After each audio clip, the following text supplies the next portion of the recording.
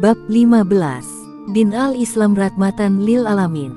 Khalifah Islam ke-6 dari Bani Umayyah, Amirul Mukminin Umar bin Abdul Aziz pada 718 Masehi, 100 Hijriah membalas surat atensi dari Maharaja Sriwijaya Kri Indrafarman. Selain mengutus pengantar surat, Umar bin Abdul Aziz juga mengutus Mahmud bin Abdurrahman Muas bin Jabal sebagai mubalik dakwah guna menjelaskan semua perihal tentang ajaran Islam kepada Maharaja Kri Indrafarman. Dengan nama Allah yang Maha Pengasih lagi Maha Penyayang. Semoga berkat dan rahmat Allah Azza wa Jalla senantiasa menyertai Baginda Raja Kri Indrafarman beserta keluarga, kerabat, handai taulan, dan segenap rakyat Sribusa pelafalan Sriwijaya oleh orang Arab. Semoga pula segenap negeri selalu aman, damai tenteram, dan sejahtera dalam lindungan dan ridho Allah Subhanahu wa Ta'ala, ucap Mahmud bin Abdurrahman Muas bin Jabal ketika menghadap Maharaja Kri Indrafarman di ruang Namaste Graha, ruang penerimaan tamu kehormatan di dalam Keraton Istana Sriwijaya. Terima kasih. Penghormatan tuanku terima. Apakah tuan utusan dari Baginda Raja Arab yang mengaku bertuhan satu? Siapa nama tuan? Surat dari rajamu sudah kubaca, tutur Maharaja Kri Indrafarman menatap lekat-lekat wajah tamu kehormatannya. Mahmud menjura seraya menjawab tegas, benar sekali Paduka Raja. Hamba yang fakir ini biasa dipanggil Mahmud bin Abdurrahman Muas diutus Khalifah Bani Umayyah ke-6 yang bernama Amirul Mukminin Umar bin Abdul Aziz. Maharaja Kri Indrafarman turun dari kursi singgasananya dan berjalan menghampiri tempat duduk tamunya. Apakah betul Tuan Mahmud bisa menjelaskan tentang perihal Tuhan satu, sebagaimana disebutkan rajamu dalam surat beliau? Siap Paduka, dengan senang hati hamba akan menjelaskan semua tentang Islam sesuai perintah Amirul Mukminin Umar bin Abdul Aziz. Amirul Mukminin, apakah artinya? Apakah Raja Umar bin Abdul Aziz bergelar demikian?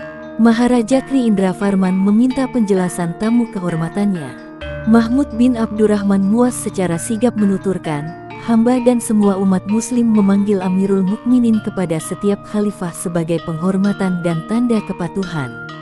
Amir berarti pemimpin dan mukminin berarti orang-orang beriman. Amirul Mukminin secara harfiah berarti pemimpin orang-orang beriman. Karena itulah hamba menyebut Khalifah Umar bin Abdul Aziz dengan sapaan Amirul Mukminin.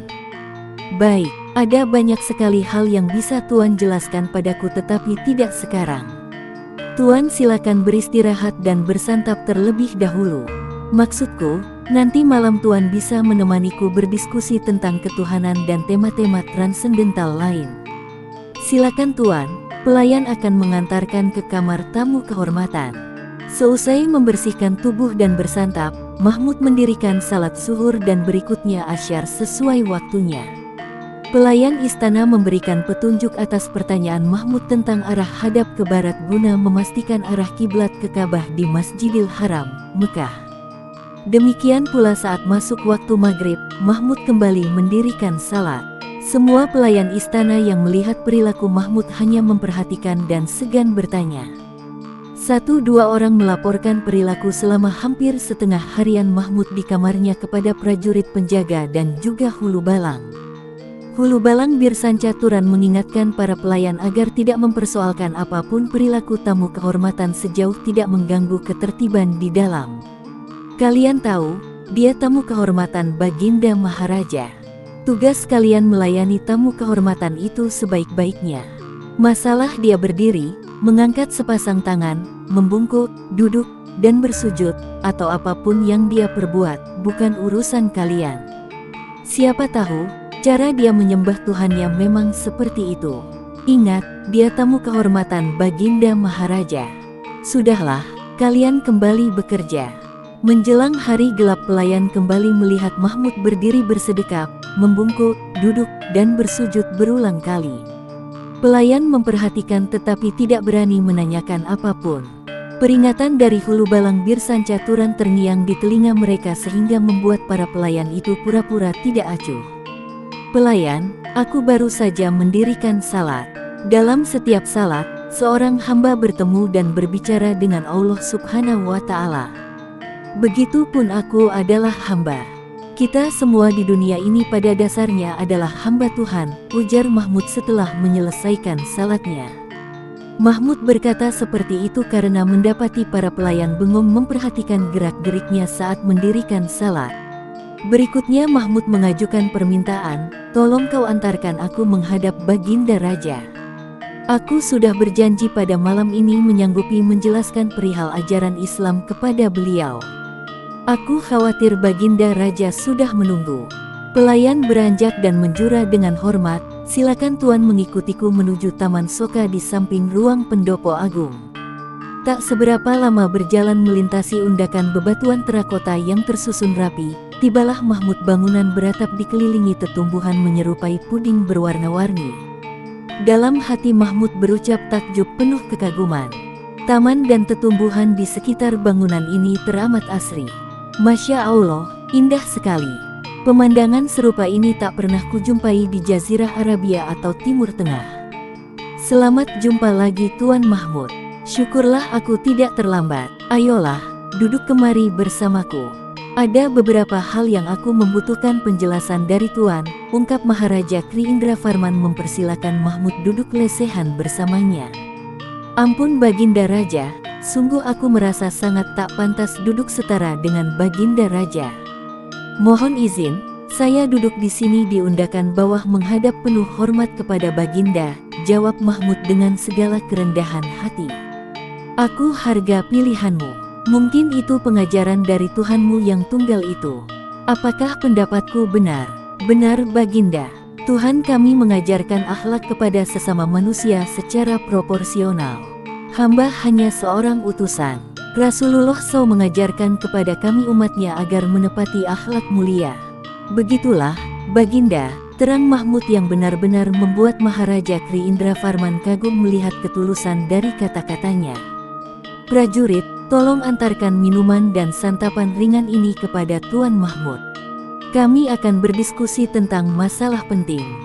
Jaga jangan ada siapapun mengganggu jalannya diskusi ini, tegas Maharaja Kri Indrafarman. Sejenak Maharaja Kri Indrafarman membenahi posisi duduknya. Kini Maharaja Kri Indrafarman duduk padmasana, posisi duduk bunga teratai. Silakan Tuan Mahmud terangkan perihal tentang Tuhan yang satu kepadaku. Tuhan yang satu atau Ahad itu Zat Maha Pencipta langit, bumi, dan alam semesta, serta semua makhluk. Hamba dan Baginda Raja adalah makhluk ciptaan Allah Subhanahu wa Ta'ala yang maha berilmu lagi maha bijaksana. Apa beda Allah Tuhanmu dengan Pangeran Siddhartha Gautama Buddha? Siapa paling tinggi dan siapa lebih berkuasa? Maharaja Kri Indrafarman tak sabar langsung membandingkan keyakinannya dengan keyakinan orang-orang yang mengaku bangsa Arab. Maafkan hamba Baginda Raja bila hamba mesti berterus terang ketika hamba menjelaskan perbedaannya. Silakan Tuan jelaskan. Aku siap mendengarkan penjelasan Tuan, apapun itu. Tapi ingatlah, penjelasanmu mesti masuk akal semua manusia dan bisa dibuktikan oleh semua orang.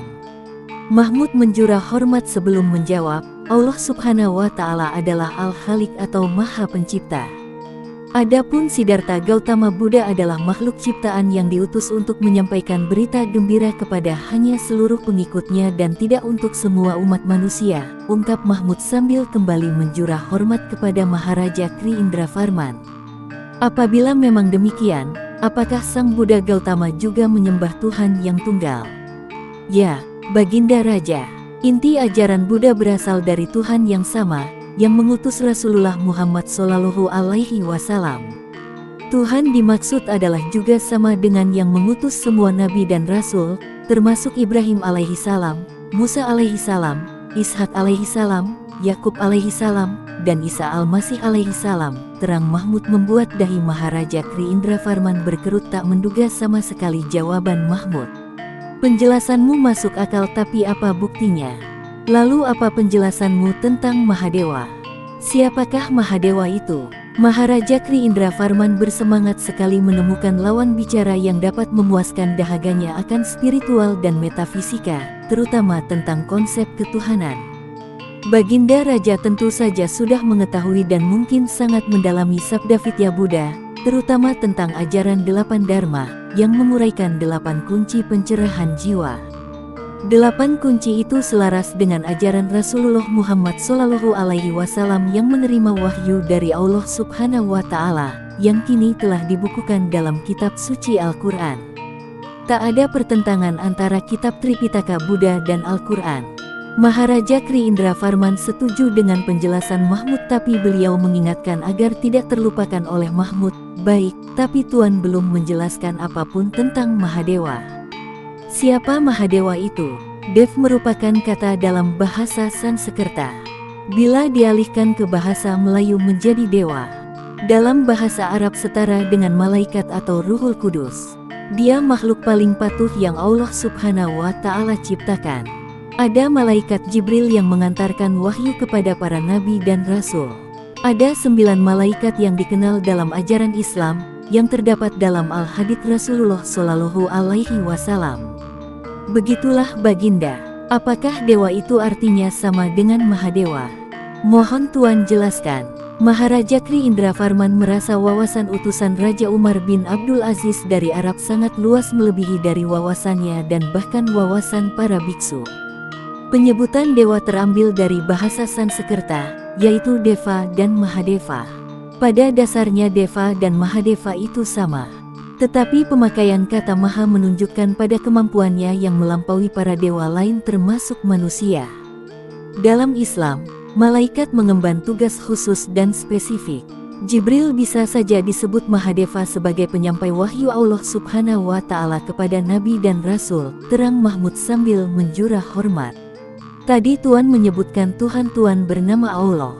Lalu apakah nama agama yang menyembah Tuhan Allah itu? Nama agama difirmankan Allah dalam Al-Quran, yaitu Islam, berarti keselamatan buat orang-orang yang berserah diri. Orang berserah diri disebut Muslim. Umatnya disebut umat Islam atau Muslimin untuk lelaki dan Muslimat untuk perempuan.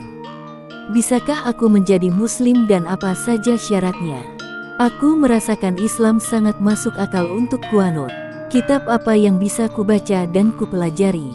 Maharaja Kri Indra Varman secara lugas dan tegas menyatakan ketertarikannya untuk beralih menganut Islam.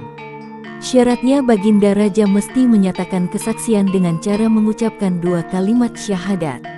Kesaksian itu tidak atas dasar karena paksaan dari siapapun, melainkan lahir dari keyakinan hati Baginda Raja sendiri. Sebagai utusan Khalifah Umar bin Abdul Aziz sekaligus sebagai mubalik, hamba hanya menyampaikan, tetapi keputusan akhir terpulang kepada Baginda Raja. Papar Mahmud penuh sukacita melihat Maharaja Kri Indra Varman menyatakan diri ingin sekali menjadi Muslim. Ya, Tuan tahu, sebagai Maharaja tentu saja tak seorang pun bisa memaksaku. Tetapi penjelasan Tuan itu sudah lebih daripada cukup buatku memutuskan untuk menjadi Muslim. Islam mampu menjawab apa yang selama ini kucari dan kupikirkan.